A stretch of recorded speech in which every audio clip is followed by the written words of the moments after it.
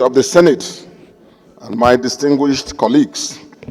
First, I would like to begin my remarks by commending the mover of this motion for bringing this very serious development to the attention of this Senate and through the Senate to the entire nation.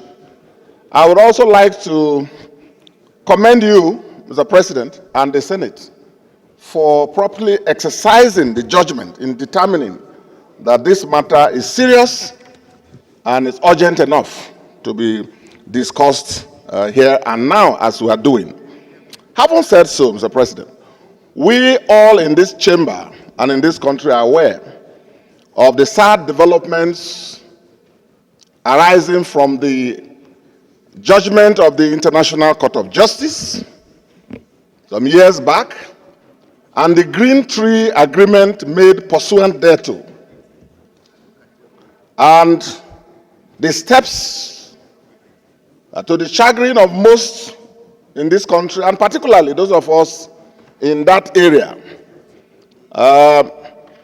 Nigeria took steps to give effect and withdrew sovereignty, leaving a lot of communities, indigenous communities of Nigerians, residing in local government areas recognized under the constitution of this country. They were left stranded in Akwa Ibom State and in Cross River State. Mr. President, you were not part of the delegation last week of the leadership of the Niger Delta to the President. But I know you must have been briefed. And let me inform us that in that interaction with the President, amongst other things, the plight of our communities and indigenous people in Akwa Ibom and Cross River, suffering in that area, was brought again to the attention of the President to call on the Nigerian authorities to come to their rescue.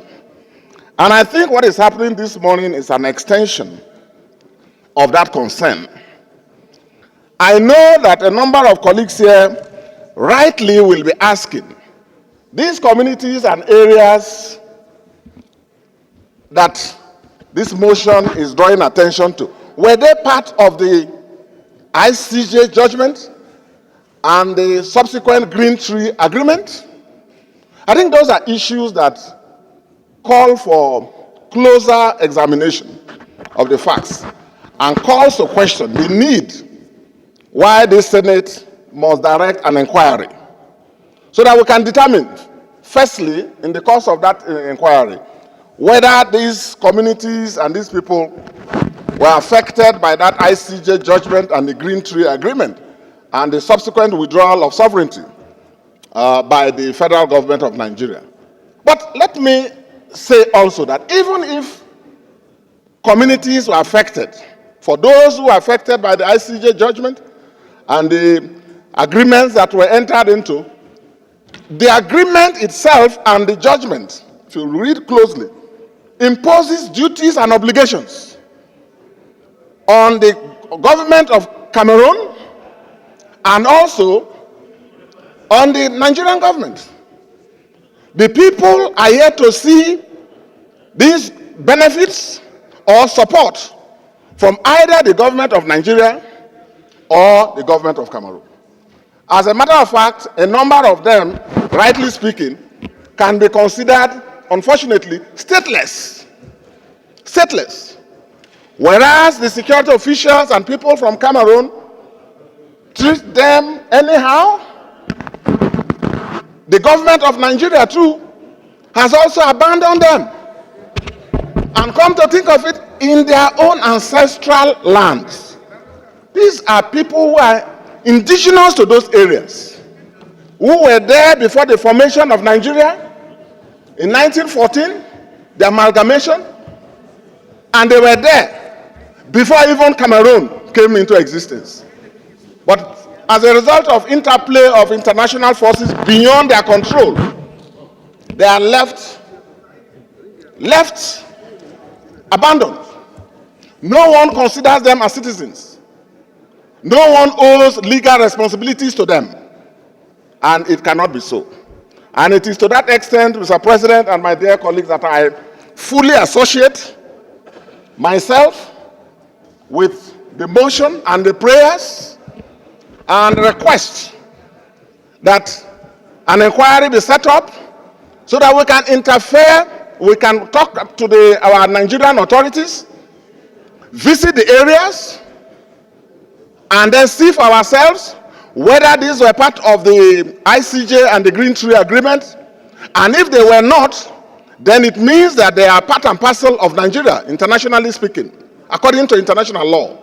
And if they are, then the Nigerian government has to stand up for them, the Nigerian government has to fight for them. These are areas that some years back, the former head of the state of this country, General Abacha, may God bless his soul, knew what to do, showed commitment to the territorial integrity of our nation, and deployed troops to protect. Nations fight for land, nations fight for resources, and the Nigerian government must stand up and defend the people and the land and the territory that is in question. Even if we make a determination that they were covered by the ICJ agreement, ICJ judgment, and the Green Tree Agreement pursuant to it, there are still obligations. The Nigerian government must still show itself as a responsible state power to protect the interests of the communities and the people in Akwa Ibom and in Cross River State, to take up those issues with international bodies and specifically with the government of Cameroon, and ensure that they are given all the succor and support that they are entitled to under municipal law and also under international law and treaties. Thank you very much, Mr. President. Distinguished Deputy Senate President.